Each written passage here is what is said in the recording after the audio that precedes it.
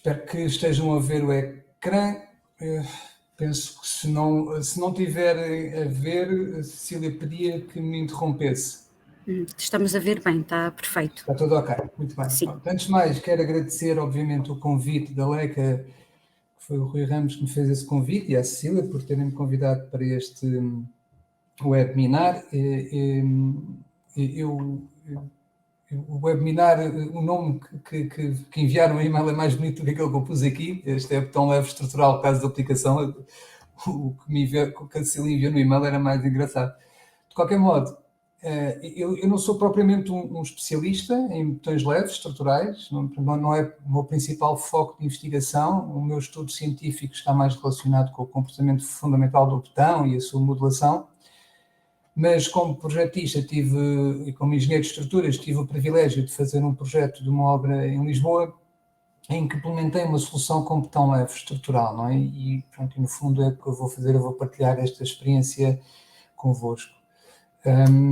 Eu tentei dividir a apresentação de uma forma mais ou menos fluida. Vou falar um bocadinho do que é o botão leve, não vou falar muito sobre o que é o botão leve, eu sei que já houve aqui outros webinars em que falaram muito mais sobre a questão mais técnica do botão leve, é só mais falar sobre as principais características, as vantagens e os inconvenientes que pode haver na sua utilização, o seu âmbito de aplicação, algumas aplicações em Portugal e depois entrar no exemplo de aplicação que foi este tal edifício de escritórios que chamou Torre de Picoas, mas aquilo agora acho que tem um nome comercial que é FPM 41, porque é na Avenida Fontes Pereira de Melo, não é?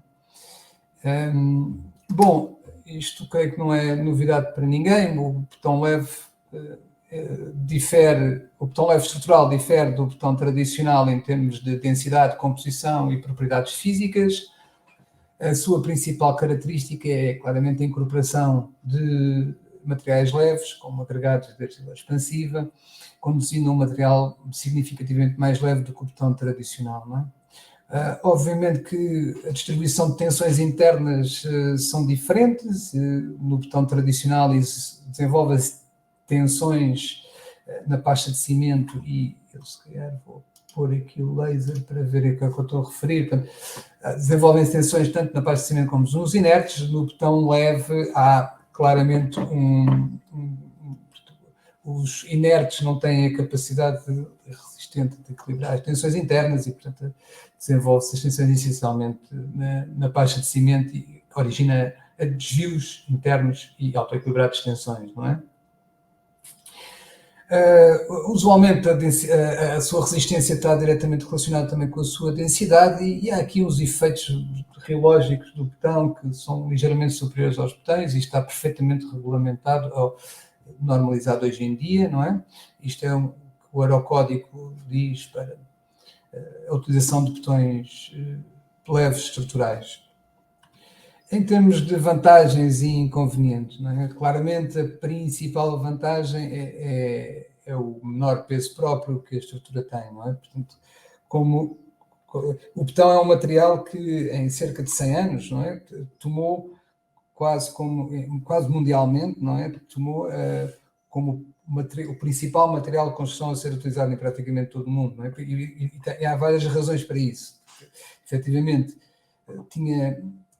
tem umas boas características mecânicas, tem umas boas características de durabilidade. Agora já não é tanto assim, mas antigamente podia ser construído com os materiais locais, não é? E era moldável em obra, portanto, e isso fez com que ele tivesse uma utilização quase generalizada. Houve uma vez um engenheiro antigo que me disse assim: conseguem imaginar o século XX sem o botão? Efetivamente é difícil, não é? Porque a gente não consegue imaginar como é que seria as cidades sem o botão, não é? E o único inconveniente que o botão poderá eventualmente ter em muitas aplicações é o seu peso. Claramente é o seu peso que condiciona muitas vezes o dimensionamento da estrutura. E obviamente o botão leve vem um bocadinho minimizar esse efeito negativo, digamos, do botão. Também pode ter características positivas o botão ser pesado, não é? Mas pronto, essa claramente para um engenheiro de estruturas parece ser a principal razão, não é? A principal vantagem do botão leve. Depois, obviamente, tem a parte de ser fácil de manusear, é mais leve, portanto é mais fácil de instalar. Pode haver alguma redução nos custos de transporte, pode também conduzir a alguma redução de CO2 equivalentes, não é? No transporte e na produção, pode traduzir-se num material mais sustentável. Tem uma boa resistência ao fogo, um bom isolamento térmico e acústico. Como inconvenientes é o custo mais elevado, talvez não seja eu a melhor pessoa para falar sobre os custos, não é? Mas é o que tenho ouvido falar. Uma pequena menor resistência, mas isso também só se consegue fazer botões leves com uma resistência significativa, uns efeitos relógicos um bocadinho superiores e talvez requisitos de mistura e colocação mais rigorosos. Do ponto de vista da documentação e regulamentação, hoje em dia a utilização de botão leve está devidamente regulamentada nos atuais Eurocódigos. O capítulo 11 do Eurocódigo 2 atual está a regulamentar e a garantir que possamos fazer a verificação da segurança de elementos de botão leve. Portanto, não é um material que não esteja regulamentado ainda, não é? Por exemplo, o vidro, acho que vai haver um Eurocódigo de vidro, mas ainda não está totalmente regulamentado. No entanto, utiliza-se fachadas com glass fino, com estrutura de vidro, não é? Mas não é o caso do botão leve, está perfeitamente regulamentado. E vem desde já de um trabalho de há muitos anos, por exemplo, do boletim da FIB do 4 e o 8, em 1999 e em 2000, que tiveram por base também não só o que estava no Model Code 90, como também no 2010 e também vai estar no Model Code 2020. Portanto, não há um problema aqui de aplicação, não se faz, não é porque não haver normas ou regulamentos sobre isso. O Eurocódigo 2, a nova geração, também vai incorporar, obviamente, o botão leve, até tem uma definição, eles tiveram algum cuidado com a questão das definições e os termos. Bom, do ponto de vista de aplicações, obviamente que há diversas aplicações do botão leve estrutural, não é? Usualmente é utilizado quando o peso próprio da estrutura condiciona muito a funcionalidade ou o dimensionamento das estruturas. Sei lá, nós podemos pensar num edifício alto em que eventualmente o peso próprio da estrutura poderá condicionar fortemente a dimensão dos núcleos e pilares e poderá condicionar também a utilização e a funcionalidade do edifício nos pisos inferiores, não é? Portanto, a utilização de botão leve poderá eventualmente minimizar esse problema. No caso da reabilitação de pontes, em que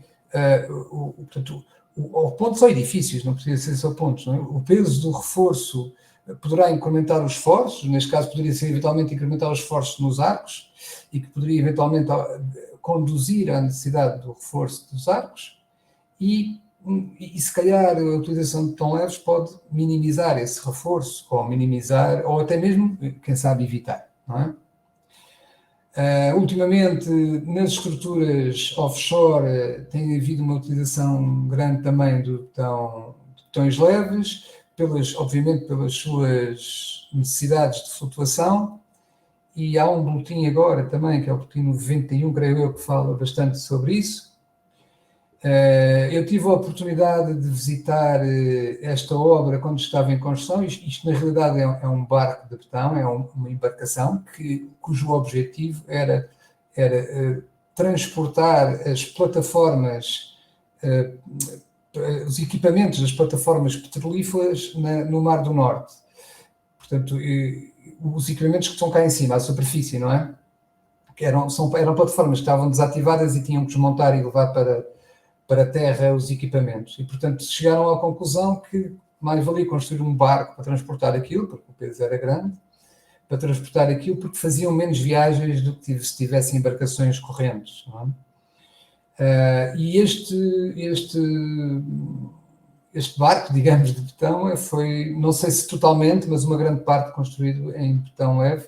E, de facto, eu fui ver a obra, eu já não lembro se foi há 15 anos ou talvez mais, na Holanda, e era efetivamente uma obra impressionante. Em Portugal nós temos algumas aplicações, não muitas, não é? Temos o pavilhão de Portugal, a pala do pavilhão de Portugal, que teve um LC25, não é? Com uma densidade de 2 toneladas por metro cúbico, em 97, e efetivamente é uma excelente aplicação, porque isto é uma banda tensionada, é um stress ribbon, e portanto vive muito à custa do pré-esforço, e os impulsos têm que ser agarrados nestas grandes paredes que estão aqui na extremidade da pala, e portanto ao colocar um botão leve aqui, faz reduzir esses impulsos, não é? E portanto melhora o dimensionamento destes elementos. Ali o viaduto de Ramai Ortigão, estes exemplos foi-me dado pela Leca, pelo Rui Ramos, não é? Portanto, há com certeza mais, estes penso que foram aqueles que foram utilizados botões Leca. Este viaduto é um viaduto ali na Avenida Gulbenkian, não, Carlos Gulbenkian, não sei bem exatamente, mas é ali ao pé da Praça de Espanha, não me lembro o nome da avenida. É um viaduto do professor Edgar Cardoso, em que tem 2 elementos em consola e depois tinha aqui um tramo central simplesmente apoiado. Ele teve obras de reabilitação em 2006, então optaram por substituir este tramo aqui por um caixão metálico, uma estrutura mista, não é? Um caixão metálico e a laje do tabuleiro com botão leve. Também a Ponte Luís Filipe, que foi construída em 1891, é uma daquelas pontes que tem treliças metálicas, há algumas destas em Portugal, algumas do projeto do gabinete do Eiffel, e que foi reabilitado, o tabuleiro foi substituído por um botão leve, também no Palácio de Sotomayor, em que houve a substituição das lajes existentes, não é? Com a laje e as vigas com botão leve. Eu tive a oportunidade de ler um artigo, ainda que muito generalista, sobre a nova ponte de Ferreirinha, que é uma nova ponte sobre o Douro do metropolitano, em que se prevê a utilização de botão leve. Claramente trata-se de uma ponte que bastante interessante do ponto de vista estético e também estrutural, não é? E é um projeto do gabinete do Edgar Cardoso, que também executou a Ponte da Rábida e a Ponte de São João, como todos nós sabemos, não é? E claramente respeita o tipo de pontes que nós vemos no Douro, não é? Sobre o Douro. A aplicação do botão leve será essencialmente ao nível do tabuleiro, é um botão com alguma resistência, e penso que o principal objetivo será, obviamente, reduzir o peso próprio global, há de ser a ação predominante da estrutura, não é? E também reduzir eventuais esforços que poderão surgir durante a fase de serviço e também durante a fase construtiva. Por vezes as estruturas são condicionadas pela fase construtiva. Espero que esta estrutura vá para a frente com o botão leve, seria uma interessante aplicação do botão leve.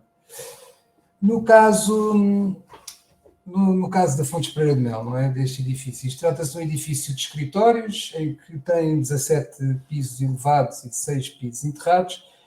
Eu não vou descrever totalmente o edifício, vou falar essencialmente sobre a zona que foi implementado o botão leve, mas o que se verifica é que havia claramente uma estreita ligação entre a métrica das fachadas, não é? E os elementos e os eixos estruturais, e portanto queria-se evitar qualquer tipo de pilar no interior do edifício, além de, na zona aqui, dos acessos verticais e dos WCs, não é?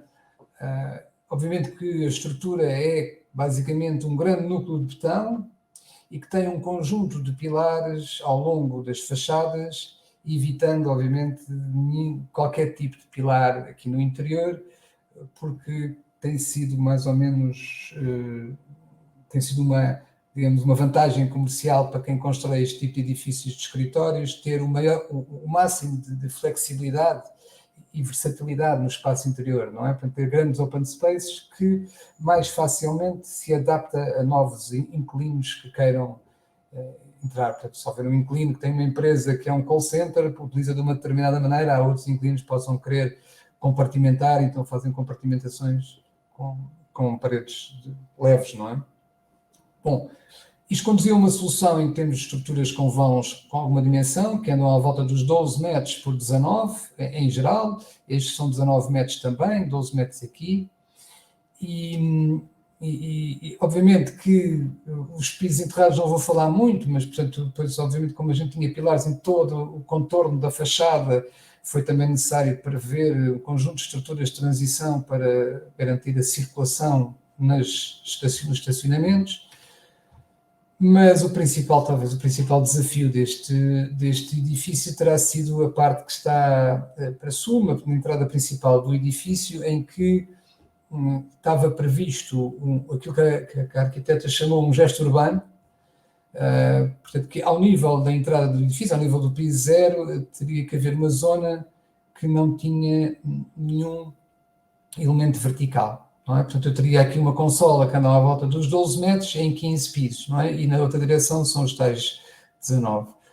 Bom, o objetivo principal, e isto era mais uma questão, conforme foi explicado, eu não sou urbanista, nem arquiteto, sou engenheiro de estruturas, mas o que me foi explicado foi efetivamente que a utilização de elementos verticais aqui condiciona um bocadinho a utilização dos espaços, porque uma pessoa que circule na Fontes de Parede de Mel e que queira aceder ao parque que está aqui em frente à maternidade, se há pilares nesta zona, ele tem tendência a circular os pilares e não atravessar esta zona e atravanca um bocadinho, porque sente que esta zona poderá ser uma zona privada. Isto, na realidade, é uma zona privada, o terreno é privado, aqui por baixo há caves, não é? Mas é um espaço privado de domínio público e, portanto, para garantir a permeabilidade de acesso a esta zona, optou-se por não ter aqui nenhum elemento vertical. No fundo, era tentar evitar uma pegada privada num espaço público. Essa era a razão principal de não se fazer ou não se colocar elementos verticais aqui. Obviamente teve-se que pensar numa solução estrutural para isso. Claro que estas coisas, depois de se ver no fim, parece muito fácil, mas foram várias semanas a pensar em soluções alternativas, uma aqui, outra lá, outra ali. Esta consola que inicialmente, na fase de concurso, tinha começado com 5 metros, acabou com 12, não é? Foi aumentando até chegar com 12. Portanto, houve várias soluções, várias ideias.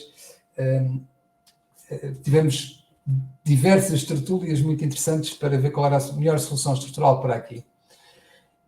Optámos por uma solução deste tipo, que é uma espécie de uma treliça espacial. Portanto, aqui vem o comportamento desta estrutura é muito simples. Vocês conseguem... Isto é a fachada sul, esta é a fachada nascente, portanto, é que está voltada para a Fontes de Parede de Mel, do outro lado está voltado para a maternidade, portanto, é semelhante. Tem um grande núcleo aqui, do outro lado. E, portanto, as lajes dos pisos estão orientadas neste sentido e estão a descarregar nesta fachada principal, que são a carga traciona estes elementos diagonais, que depois comprime estes elementos de canto, que são, na realidade, estes elementos de canto, mais uma vez, tracionam estes elementos diagonais, obviamente que isto gera forças de desvio e temos de ter compressões aqui em baixo, e depois entra na estrutura de betão e as cargas gravíticas vão para as fundações pelos elementos que são prolongados até às fundações. Portanto, é um sistema estrutural muito simples, não é nenhuma inovação, é uma coisa que já existe noutros edifícios e que tem resolve o problema claramente da consola. Agora a questão principal é que este elemento está a produzir, o peso deste elemento está permanentemente a produzir uma flexão no edifício, está a querer fazer o edifício tender para um lado, não é? Eu até pedi à arquiteta se ela não podia fazer deste lado uma consola semelhante para contrabalançar isto, não é? Mas acho que ela não foi na minha conversa. E na realidade, este desequilíbrio permanente é uma coisa que os engenheiros de estruturas não gostam muito. Os elementos verticais, os pilares e os núcleos, para as ações gravíticas, nós gostamos que eles tenham só esforços axiais, não é? E não tenham efeitos de flexão. Então, a flexão fica reservada para as ações horizontais, que não temos alternativa, como o vento ou a ação sísmica, não é? Neste caso, eu, por causa das ações gravíticas, do peso destas 15 pisos em console, ia ter um momento permanente no meu núcleo, nas minhas paredes. Então, qual foi a ideia? É reduzir ao máximo o peso desta zona, não é? A estrutura metálica e as lajes foram feitas as lajes foram feitas, a estrutura metálica para a estrutura de transição, e depois as lajes foram todas feitas em betão leve para claramente reduzir o peso. Só para terem uma ideia, o facto de eu ter utilizado betão leve nestas 15 lajes nesta zona, consegui reduzir o peso desta zona em 20%, não é? Portanto, reduzir também os esforços permanentes no núcleo em 20%. Portanto, a estrutura metálica era basicamente perfis metálicos tubulares. O comportamento da estrutura, como viram, era muito simples e muito claro. O caminho da carga era perfeitamente claro. Depois, portanto, esta laje de betão está assente sobre, que é a tal laje de betão leve. Aqui há uma laje aligerada normal, de betão normal, e o núcleo também. A laje de betão leve está assente sobre vigas metálicas esteriliçadas, que são estas vigas que nós vemos aqui, e tudo com o intuito de ser o mais leve possível, não é? Portanto, a laje tem apenas 125 mm de espessura, é muito fininha, e portanto, permitiu reduzir bastante, como já disse, o peso disto, não é? O resto da laje era uma laje pré-esforçada, normal, por causa dos vãos, eram vãos de 12 metros por 19, portanto teve que ser uma laje pré-esforçada. Só para terem uma ideia, isto é durante a construção, para terem uma escala do vão, não é? Isto são os tais vãos de 19 metros, está aqui era um engenheiro fiscal da obra, a escala dele, e ele era um homem alto, tinha bem 1,90 m, portanto, para tentar perceber mais ou menos a escala do vão.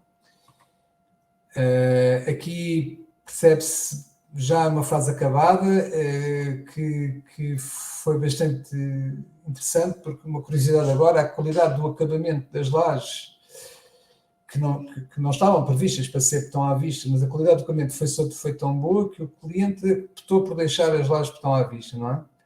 Em geral, ou em algumas zonas, e deixou para os futuros inquilinos decidirem se pretendem ou não pôr um teto falso, não é? Portanto, eu gosto sempre de ter a estrutura à vista. Esta estrutura metálica, com as suas lajes de betão leve, foram construídas inicialmente sobre apoios provisórios, a primeira montagem, e o que estava previsto é que, era que quando chegássemos ao segundo módulo, esta estrutura desenvolve-se em 3 pisos, não é? Estas diagonais desenvolvem-se ao longo de 3 pisos. E o segundo módulo a ser montado, a partir do segundo módulo, portanto, estávamos ao nível do 8º piso, nós poderíamos retirar os apoios provisórios, não é? Que é o que vocês veem aqui. Já estas lajes estão betonadas, estão a preparar a betonagem desta laje e estamos no 8º e retiraram os apoios provisórios. Claramente obrigaram-me a estar lá de baixo quando isso acontecesse, não é? Mas pronto, se a estrutura caísse, mais valia eu morrer daquilo em cima do que da vergonha, não é? Agora, o resto da estrutura daqui para cima estava apoiada sobre esta estrutura que já tinha sido construída, portanto, ia sendo autoportante, não é? Aqui vêm as treliças onde as vigas treliçadas onde a laje de betão vai ser colocada. Uma curiosidade apenas, há aqui um cachorro que é muito útil. Às vezes nós também temos, os engenheiros que fazem projeto, também temos que pensar como é que as coisas se constroem, não é? E uma das utilidades uma das razões deste cachorro é que, portanto, a grua trazia as vigas, não é? E depois, se nós tivéssemos aqui uma ligação de topo, o que acontecia era que antes de o operário chegar aqui e fixar as vigas ao betão, a grua tinha que estar a suportar o peso, ou a grua ou qualquer outro elemento, não é?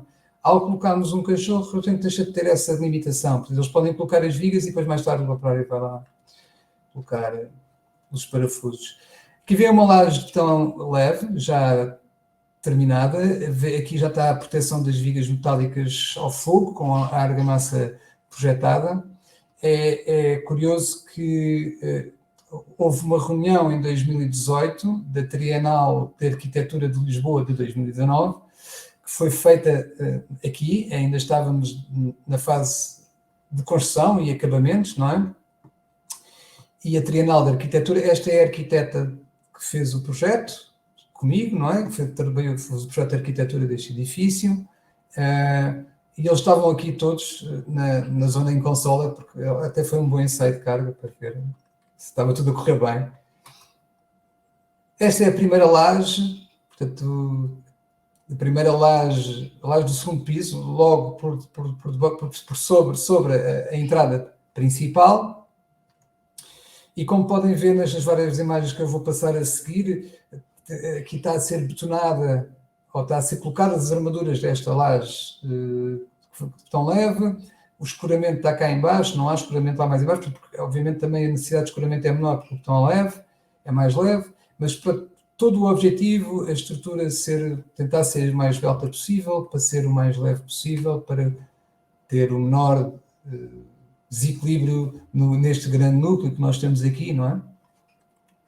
Que é uma imagem aérea que é engraçado porque vê-se todas as fases da obra, portanto, a zona que está em consola, esta zona de betão, o núcleo, aqui já tínhamos terminado, esta é a Avenida 5 de Outubro, esta é a Fonte Espreito de Mel, aqui já estávamos na cobertura e aqui ainda estávamos a fazer até o 17º piso, este ia até o 15º piso, este ia até o 17º. Esta fotografia é interessante por causa de facto as obras têm uma complexidade grande hoje em dia, não é? Portanto, nós estamos a betonar estas lajes aqui, reparem aqui tem 2 níveis, seguramente aqui só tem um, por causa desta zona de betão leve. Estamos a montar a estrutura metálica, estamos a betonar as estruturas de betão leve, estamos a montar fachadas, aqui já teve pintura, proteção, intumescentes, estamos a montar fachadas, tudo está a acontecer ao mesmo tempo. A estrutura creio que terminou em 1 ano, mais ou menos.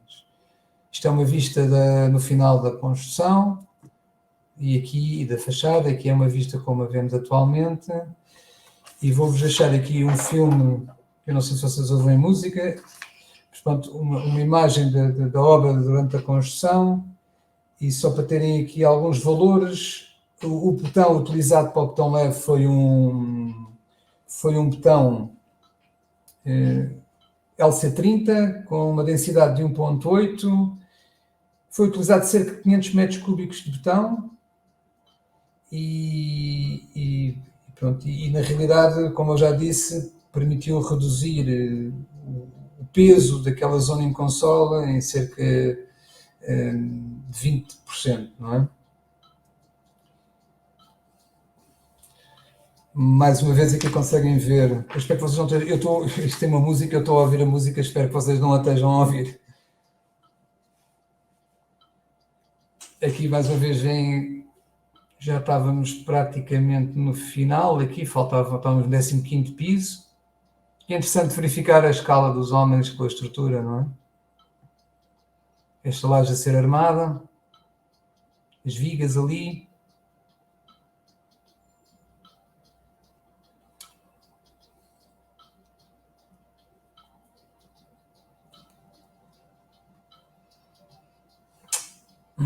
Aqui o Saldanha Residence. E pronto, e agradeço a vossa atenção.